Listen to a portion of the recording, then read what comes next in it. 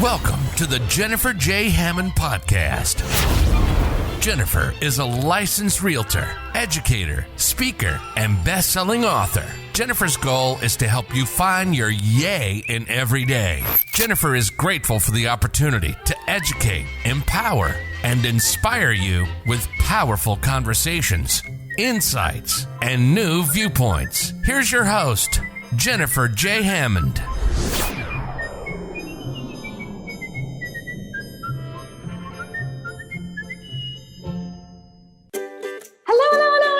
This is Jennifer Hammond, and I'm so excited. You know, I get all excited and enthusiastic when we have a guest that is going to talk to you about from their viewpoint and share with you some amazing insights that are going to help you live life a little bit better and understand real estate. I always love real estate insights because my core competency has been real estate investing, being a licensed real estate agent, TTR Sotheby's in Washington, D.C., and Virginia and Maryland. I'm licensed in 3 states.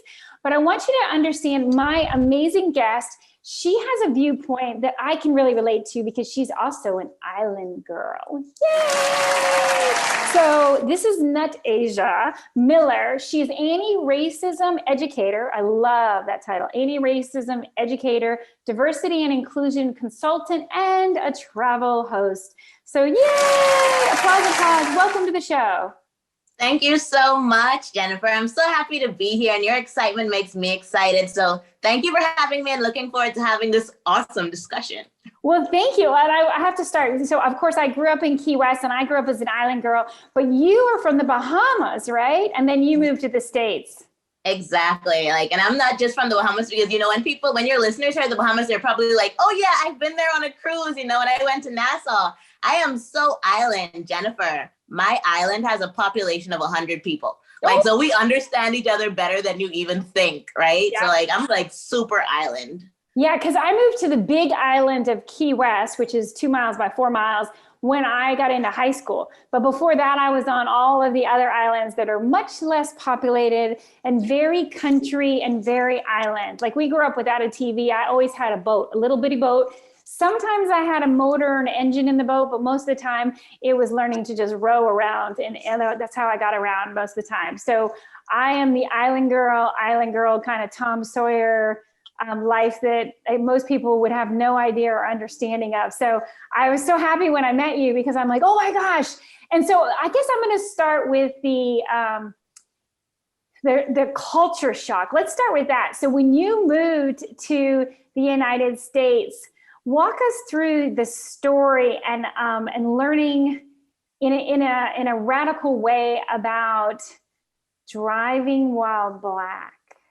Well, the first time somebody told me this, I was like, oh, and I know it's true. I have too many of my friends that have told me this story. And from a woman's point of view, I have my stories, but I want you to share your story. Yeah, of course. So I'm going to speed through my whole life story for you guys here. So basically, one of the things about being from the Bahamas is that we get to go to the U.S. pretty often for visits. You go there, you shop, you buy stuff, you come home. You go there, you shop, you buy stuff, you come home. But when I was 16, I graduated high school, and there I was in the U.S., and it's a completely different thing when you're just visiting and you're like, I have an agenda. I'm here to shop. I'm going to visit a few family members. I'm going to go home. Then when you're like, okay, now I'm going to immerse in this culture. I'm going to spend 4 to 6 years here getting an education.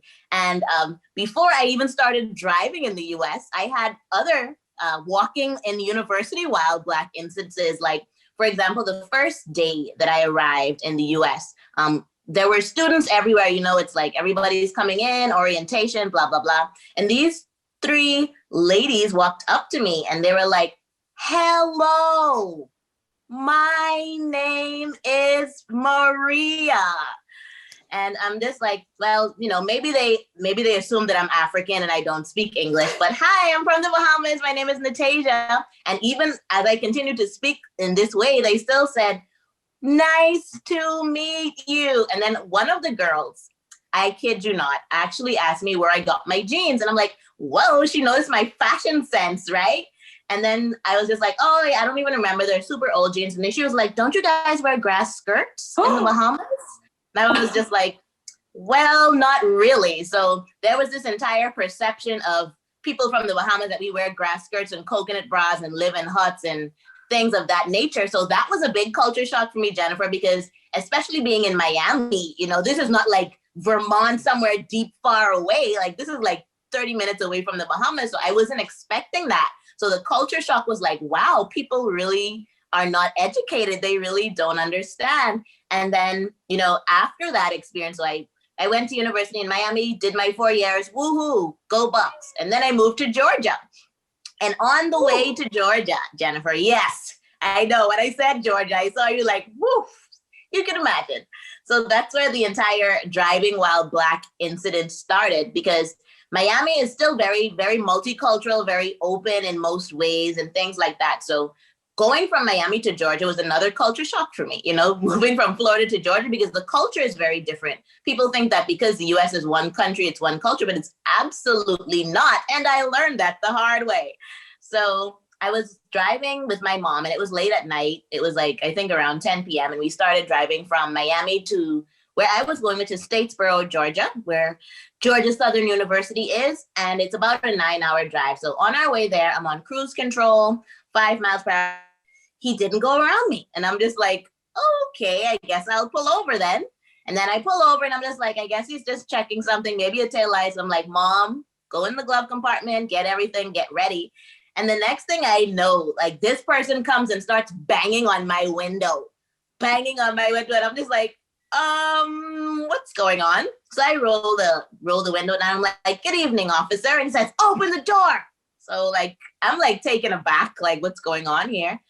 I slowly open the door and my mom is like, already petrified, like what's going on? And as I open the door, I'm being pulled out. And there was another officer on the other side pulling my mom out of the car. So now we're both being arrested, and there's no words to describe my feelings in that moment, because it's never happened to me before, So I'm going in one car and my mom is going into another car, which is already, making me palpitate. It's late at night. We're 2 women out here on the road. And, when I tell this story, I usually tell people that, thank God, this is like the pre-George Floyd-esque era, because my level of fear would have been 10 times as much if it happened in this era than when it happened in 2011, 2012, right? So I'm in one car and the gentleman is asking me, so ma'am, when was the last time you smoked weed? And I'm just like, well, let's see, today is Wednesday. That means Monday was 2 days ago. Never, officer. I have never smoked weed before, right? And then my mom told me that the officer in her car is like on the phone with, I guess, a loved one. He's like, hey, sweetie, I'll be home soon. I just have to deal with some N-word, B-words before I get there. Yes. I don't know if you're going to have to bleep that part out, but that happened, Jennifer. Wow. It's crazy. And then basically, long story short, I was on my way from Miami to Georgia, and I'm a girl. So, I have like a bunch of stuff. My vehicle is full of stuff, and they went and they took everything out. So I have curtains flying to the left and underwear flying to the right. And then they brought dogs in, and the dogs were going all over the stuff. And it started to rain, and like everything terrible that could happen, it felt like it did in that moment. So of course, like I'm looking at my mom, because my mom has high blood pressure and she's in another vehicle. She of course has never been through this in her life. Poor pastor's wife lady, so she's over there, like basically hyperventilating.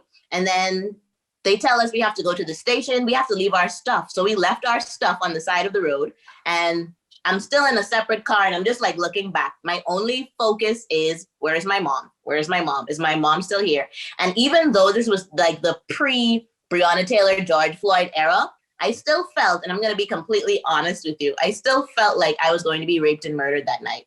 That is the thought process that was running through my mind, because I don't know if anybody that's listening has been to Georgia, but there are these roads that have zero lights. It's just like forest and darkness and forest. And that was what we were going down when we got off the highway. So I'm just like, these people are going to kill us. We get to the station, and when we arrive at the station, they said I was super speeding. And I'm like, that's interesting, seeing as I was on cruise control 5 miles per hour below the speed limit. So he said, yeah, you were super speeding and you have to pay a fine of $999. And I'm just like, oh, that's interesting, because I noticed when officer number 3 went to the front of the vehicle, took out my mom's purse and pulled out a wad of cash, not because my mom is some millionaire, but because that's my tuition. Being from the Bahamas, we want to exchange before we get to the US to save on those fees. So Officer 3 must have looked at it and been like, oh yeah, rich ladies, jackpot, you know? So anyway, back to the station. So the officer is like, no, I'm telling the officer, I have a Florida license. I know my rights. And if I want to, I can take this to court. And Jennifer, the officer tells me that that's not possible because I'm an immigrant. And I'm like, well, I'm an immigrant with the legal, I actually have 2 visas. I have a personal visa and a visa for my education. So I'm pretty legal in this country, and I'm pretty sure that that's just not the case. So the officer noticed that I wasn't backing down because I have always had that type of passion for injustice. You know what I mean? So I'm like, I'm not going to let you get one over on me just because you feel like you can. But then he turned to the more vulnerable link, my mom, who is still in tears, by the way. Like at this point, she is still crying. She's still hyperventilating and everything. So he turns to her and he is like inches away from her face. And she says, do you want your daughter to go to jail? Huh? Do you want her to go to jail? And then she's like, no. And she's like, you better tell your daughter to pay this money or else she's going to jail tonight. Do you want her to go to jail? I have so many jail cells back there open and ready for her. And my mom is like, Natasia, just pay the money. And I'm like, no, I'm not doing it. And then he continues to yell at her. And then my mom gave me one of those mom looks like, listen, girl, if you don't listen to me, it's going to be heavy for you, right? And so I give him the $900, I gave him $1,000 actually. And then he was like, I hope you don't want the change. And I'm just like, ugh. And then I said, can I have my ticket, please? Because he was like, oh, no, you don't need it. Like, you've already paid it. I was like, no, can I please have my ticket? We went back to the car, and let me tell you how traumatized my mom was. So like everybody in my family is super excited. Natasia's going to get her MBA. You know, she's going to be the first in the family to have a master's degree. Everything is great. We get back to the car after this incident, and my mom looks me dead in the eye and says, Natasia, you don't have to go. If you want to, we can turn around right now. We can go back to Miami, catch a flight to the Bahamas. Our entire family is already proud of you. You don't need to do anything else to make us proud. You don't have to go through this. So I said, I'm still going to do it. I'm not going to allow him or this situation to keep me from my dreams of getting an MBA. Next day, back to being social justice Natasia. I'm like, I'm getting a lawyer on the case, right? Good. I call a lawyer, and then the lawyer is like, what you need to do is get the police report. So you need to call the station, get the report, and then after you get the report, then, you know, we'll start business. Call the station. Hello, I'm calling for ticket number 12345. Excuse me, ticket number 12345. Can you repeat that, ma'am? 12345. I'm sorry, that doesn't exist in our system. Are you sure that's the number? I'm like, why did I think that it would? So there ends my story. The story of my life. So the conclusion is they did get away with $1,000 of your college tuition because it was in cash and they could, and they got away with obviously humiliating you and your mom and bringing you both to, well, at least her to tears. Yep. And there was no recourse because there was it wasn't really real. There was no ticket and you weren't even speeding. And I wasn't even speeding. And the sad thing is, I wish it was like, Jennifer, this has never happened before. My story is such a unique one, you know? I wish this was like breaking news, Jennifer. This happened to me. But sadly, that's not the world we live in. It's not. I mean, there's so many stories out there. And again, just because we have such a limited time, I'm not going to, I do want to have you back and talk some deeper on some of those issues on, but I probably would say, if there was one thing you could teach someone who's listening right now, and they've heard the part that sucks, you know, which is the feeling of helplessness and that there isn't justice. What would you give advice to somebody? Because in some respects, if you look back on it, you know, you asked for the ticket, you did the things that you thought were right. What would be advice to a young girl who is like an island girl coming from another culture and something like that happens? What would you suggest? I would suggest to do what I did, but also in the same way, with the experience that I have, I would also tell her that she shouldn't allow that to break her. And she should still, in the same way, she should do what is right. Do what they say, don't try to be, don't try to be extra and give body language, but do take it to the next level. Do let them know that you understand your rights. Do not be a victim. Do not say, you know what, I'm just sure that you allow that voice to be amplified so that people are able to hear stories like this, because I think that it helps with the empathy factor. Because I think through stories comes empathy. And if there are more people that can empathize with not only like you were talking about the humiliation, but there's trauma. Every time I hear a police siren now, I have like an experience that takes me back to that experience. I have a distrust with police officers now because of that experience. So I would just tell her to not let it break her, not let it, if she has a goal or it don't feel like that should deter her from her goal, and just make sure that she lets her story be heard. Yeah. And there is change. We can change this world. And it's done really by hearts and mind and by one person at a time. I think that there isn't a magic potion, so to speak, to change it. And we don't have enough time for me to share my story, because I really, really want to talk about redlining with you, because so many people, as we switch over to real estate, I rarely find people your age who even know what the word redlining means, or that it is still happening today. People, even when I talk to licensed real estate agents, that's something that used to happen. It doesn't happen anymore. Just like the reason I wanted you to share the story about driving while Black, because again, so often I'm shocked by listening to somebody who doesn't even believe that is still happening. And as you said, it is actually a much more common story than I think most people realize, because it doesn't hit mainstream media that often. It does once in a rare moon, a rare blue moon. But let's go ahead and let's talk about redlining. Number one, first define it. And number two, how did you get interested in speaking out about redlining?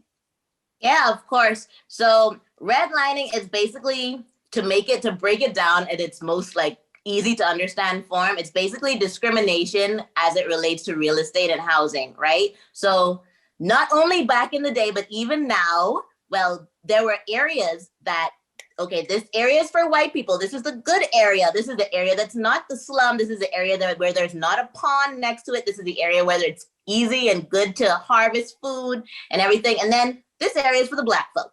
This area is for you guys. You guys can have the swamps. You guys can have all of anything that was not desirable was basically, okay, you guys can have that. So I'm just going to say a little bit about, because it's like, if somebody might be listening and thinking like, so what, right? So they've got a swampy area. So what? Think about how that affects generational wealth. Think about how that affects the ability to build wealth when whatever property you have is worth little to nothing versus someone else's property that's worth 10, 20, 50 times more than yours, just because of the color of your skin, right? And that's just one way that redlining exists when it comes to sectioning off different areas. Redlining also existed in illegitimate practices as it relates to getting loans for housing, right? So a Black person can go into the same bank as a white person, and guess what? You're gonna get yes, right off the bat. And I'm going to say, oh my gosh, I'm so sorry, but I see one gray hair in your head. So now you're not able to get this. I'm going to have to deny you your loan, right? So what happens then? Now I'm not able to have a house. And with most families, at least for a point in your life, you lived in your grandmother's house, in your grandfather's house. Your grandmother's house went to your dad, and now your dad owns the house, and now you live in that house. That was not a possibility, which is also affects the wealth gap. That also affects the wealth gap, right? Because we know that most people that are homeowners, you don't have to think about rent, right? Because you're a home owner, because you live in grandma's house. Grandma's house is already paid off. But now when you look at another family that didn't have that privilege, they're still trying to rent. Their grandmother was renting because they were living in the slums and the swamps, and that caused them to have diseases and things like that related to cancer and stuff. So they had to try their best to move out of that area. With that comes bills and debt and everything. So rather than leaving you a house, rather than leaving their grandchildren a house, they leave them debt. And people say oh my gosh, they just don't know how to, organize their finances. But people need to understand that things like redlining, and redlining is just one of the many ways there is systemic discrimination and racism. And the last thing I'll say about redlining is that also affects education, right? Because guess what?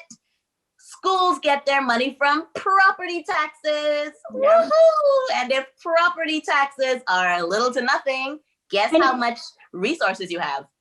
And I was going to say, and one of the things I wanted to interrupt you just for a second to talk about that. So we are now, thank Goodness, thank all the amazing angels and wonderful things that we are in year 2021.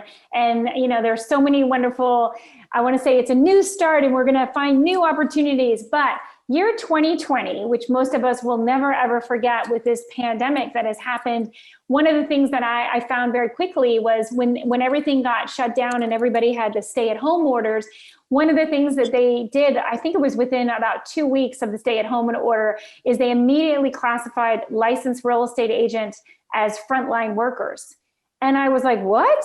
What do you mean frontline workers? I don't understand. Why are we considered frontline workers? I'm not a nurse. And then I realized what you just said. There's no money. Like in Washington, D.C., the main industry, there's government, of course, but the main industry that makes the city money to fund the schools, to fund the roads, is real estate. And we have some amazing, we call it the hello and goodbye tax, which is the transfer and recordation tax in real estate in Washington, D.C. But it's really important when you look at that because, again, all of a sudden we were classified as these essential frontline workers. And I was like, what are you talking about? What? And then I realized, because it's about the money and there is no, the schools and the roads. And if, you stop real estate sales, you're gonna like cripple governments and you're going to cripple schools and cripple so many people. And so real estate has to continue. And it just is a very interesting viewpoint when we look at things and what you just said. And part of the redlining, I wanted to go ahead and give a little bit in the fact that the redlining, here's one of the definitions.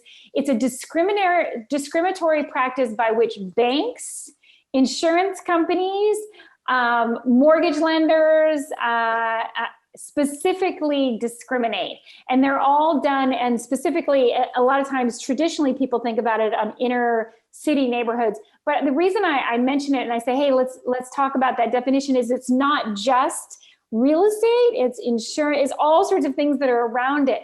And so, yes, it affects generational wealth. And yes, we need to be aware of it. And again, we need to help others as, the next generation comes up, understand what it is and stand up for your rights, whether it's driving while black, whether it's redlining, whatever is happening, again, as you said, we want to stand up for it. We don't want to be dramatic and again, end up as another one of the unfortunate and incredibly heart-wrenching stories that are now coming to light. And I think the interesting thing that you said is, if you had known about some of the stories, you would have thought differently. I think so many of those are coming to light now because I think those stories have always been there. And that makes my heart hurt and my stomach hurt and my, just gives me that awful feeling. But now is the time where each of us need to step up and take responsibility for our little corner of the world and allow our voice to be heard, because if we don't speak out, things won't change. And I'm so grateful to you. Thank you so much for all that you're doing. So I want to make sure, because I know we're out of time, but will you tell people how can they find out more about you, your speaking, your teaching, your social media, website, anything you want to share? Sure. Well, first of all, I just want to say thank you for opening the floor and amplifying this voice to have this conversation. You are awesome, amazing to talk to, and thank you again. I really appreciate it, and I'm sure your audience appreciates it as well. Hopefully they learned something today.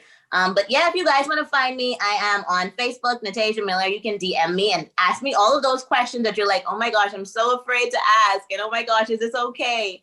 Just ask me. Like, I'm an open book, as you can see from the story I just told. So I'm always willing to help people that want to help the cause, that want to change this narrative. Because like you said, Jennifer, it can change, but Natajiia alone can't change it. Jennifer alone can't change it. We need people. We need more people on board to get this thing done. So website is Natajia.com, Facebook, Natajiia, tweet C Miller. And I look forward to chatting with you guys more about this and making a real sustainable change. And I can't wait to have you back on the show. And I want to talk about, you have some amazing insights, that I think so often people don't have, that they don't know about. So one, you'll share some more stories, but two, like you have just great ones about, often people say things that insult a minority and they're just so unaware of it. And so I appreciate your viewpoint and thank you. And I look forward to you coming back next time. Thank you. Thank you. And same here, Jennifer. Take care. Thank you. And as I